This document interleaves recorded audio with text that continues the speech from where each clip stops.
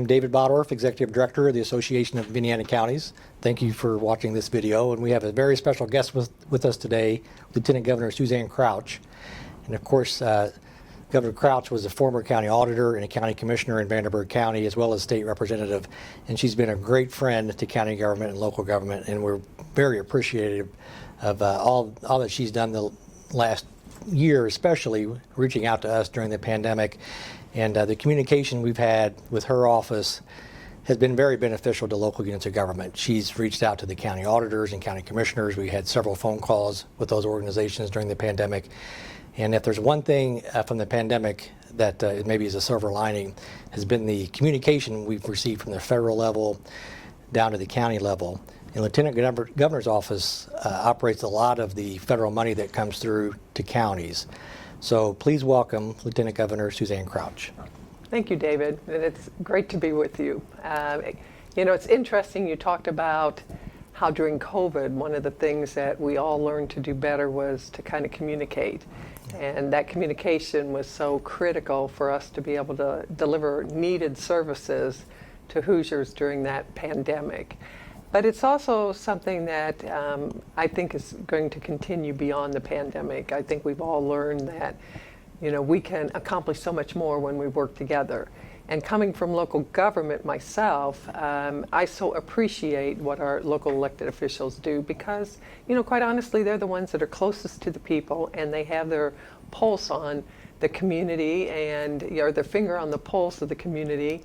And certainly when we as a state can work with our local elected officials, we're going to accomplish so much more. So it was, the pandemic kind of brought that out and strengthened that bond, I think, between us. And I look forward to continuing that relationship. In fact, have a call scheduled with county commissioners later this week and sheriffs next week to talk about another issue that we are seeing as a result of the pandemic, and that is mental health and addiction. Yeah. So I think those relationships that we have developed and those partnerships that have been established will just continue to grow, and that'll take us through not just the pandemic, but post-pandemic and allow us to do a better job. Right. And your office has oversight over several state agencies that interact with local government. What are some of those state agencies' priorities for 2021? Well, one of the things that we did when COVID hit was we put together a rural road to recovery because the agencies that I oversee, agriculture, housing, OCRA, and of course then destination development or tourism, they have a lot of rural focus. And so we put together a rural road to recovery for the 6 months of July 1 to the end of 2020 to be able to help our small rural communities kind of manage this crisis and get through it. And so those agencies all had strategic plans, but we kind of put them together and retweaked them to provide a blueprint for our small rural communities. And we're in the process right now working with Ball State and with Purdue University to kind of retweak that and provide a rural road to recovery blueprint for 2021 so that we can provide the leadership and kind of give our smaller rural communities an idea of the things that they can expect and the assistance they can get and kind of our goals in terms of helping them move forward into the future. You know, our Destination Development Corporation, which transitioned from our state tourism agency to now the Indiana Destination Development Corporation, they have kicked off a campaign which is really pretty phenomenal, and it's called Hoosiers by Choice. And so what you and I, those of us who grew up in Indiana, kind of take Indiana for granted. I say we're kind of humble Hoosiers. We work hard, put our nose to the grindstone, we do what's right, we don't pat ourselves on the back, and we just do that over and over again. But as a result, we don't always celebrate our successes, and we don't always appreciate how special Indiana is. So this campaign, which is actually sponsored by the Indiana Association of Realtors, has individuals who have moved to Indiana and have chosen to live here, hence the name Hoosiers by Choice. They're telling their story about why they decided to come to Indiana and what they love about Indiana. And I'll tell you, it's very inspiring and it's very uplifting to hear other people talk about this great state that those of us that were born here may take for granted. So that is one of the things that they have undertaken and that they're going to be pushing out through the rest of this year. But then, of course, agriculture, we continue to update our dairy strategy. We also are, working to strengthen our independent meat processors here in Indiana so that we always have a market for our meat and we don't ever get in a position where our food supply chain is disrupted.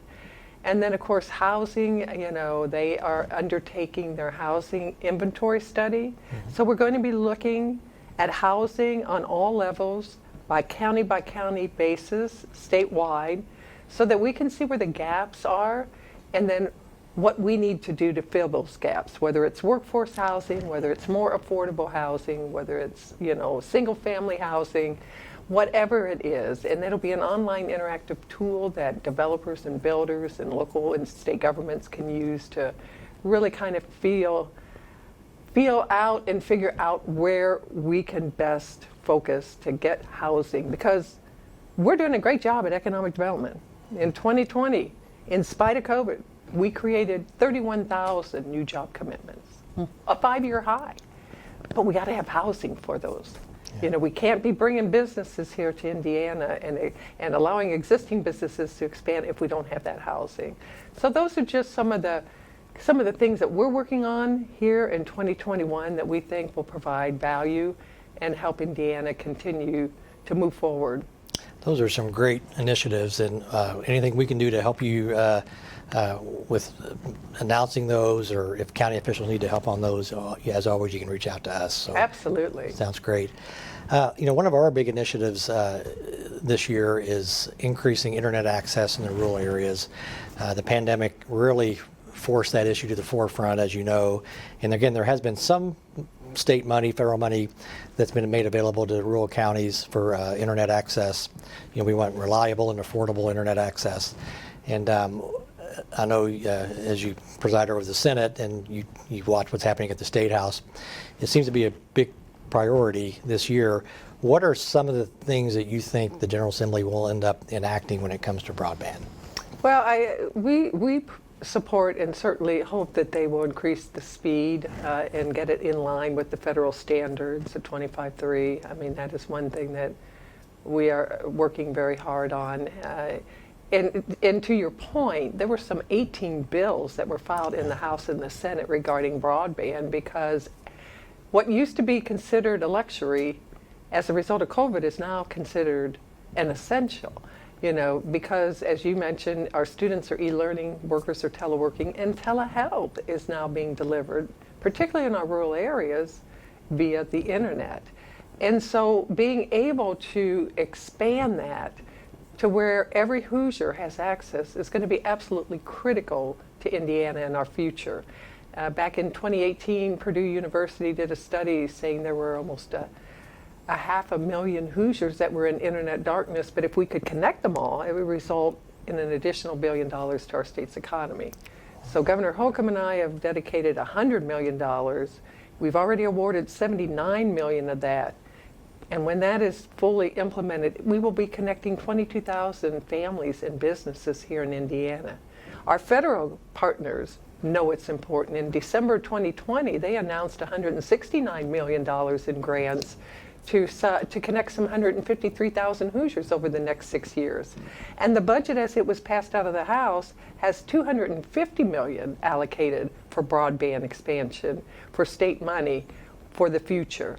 So it is absolutely critical that we continue to expand broadband, that we continue to connect Hoosiers so that Hoosiers, regardless of where you live, can have equal access to economic opportunity and also to quality of life, because that is such a critical part of what makes Indiana special. Right.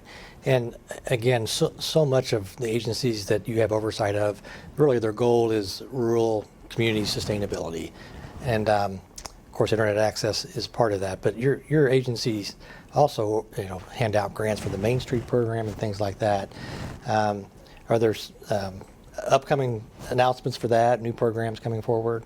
There's always new programs, with Okra and certainly with CARES Act money, we know that we're going to have more money coming to housing, for rental assistance, for water utility assistance, for mortgage payment assistance. We know that, Okra probably is going to get more CDBG money that we'll be able to push out for worthy programs. But one of the things that we did in 2018 and 2019, and we suspended in 2020 and here in 2021, but we're going to start this year working on getting it back in place, is kind of our regional approach to our Stellar program, where we encourage communities to work together so that they can in turn not just lift up their individual community, but really lift up the entire area. And I think that's going to dovetail nicely in what with what the Indiana House and Senate are wanting to do by having a regional recovery program, kind of patterned after that Regional Cities initiative we saw several years back. So if we can take that kind of initiative, and then we can also wrap and extend our regional kind of Okra money out and housing money out from there, we're going to get so much more bang for our buck, and we're going to be able to lift up bigger parts of our state. So, we're excited about the future. We know that we still have challenges ahead of us, and we welcome those challenges, but we're pretty excited. Yeah. No, a lot of great programs and great initiatives. And again, thanks for everything you're doing on behalf of Indiana counties and taxpayers and local communities. I think you're just doing a great job, so really appreciate the partnership. We always like to end these conversations with a couple of fun questions, and one of the questions we're asking all of our guests are, what's your favorite Indiana musician or band? Of course, John Mellencamp. John Mellencamp. Okay. Yeah, he's been a popular choice. Or John Cougar Mellencamp, whichever. Right. And then we're also asking, what's your favorite, county fair food or state fair food? Oh, of course, the pork tenderloin at the state fair. Right. So, but another popular answer, and my favorite as well. But who is your favorite Indiana sport team, college or pro? Purdue Boilermakers. Boiler up. Of course, I'm wearing my red. Right. So, but again, thanks for coming over. And again, I feel like we have a great partnership, and your knowledge of local government, having served as auditor and commissioner, has really been beneficial to us, and I think to taxpayers in general. So thank you for the partnership, and we look forward to working with you on the way forward. Well, thank you for your leadership, David. Thanks. And as always, local government is where it all starts. Yeah, thanks. Thanks, everyone. Appreciate your watching the video.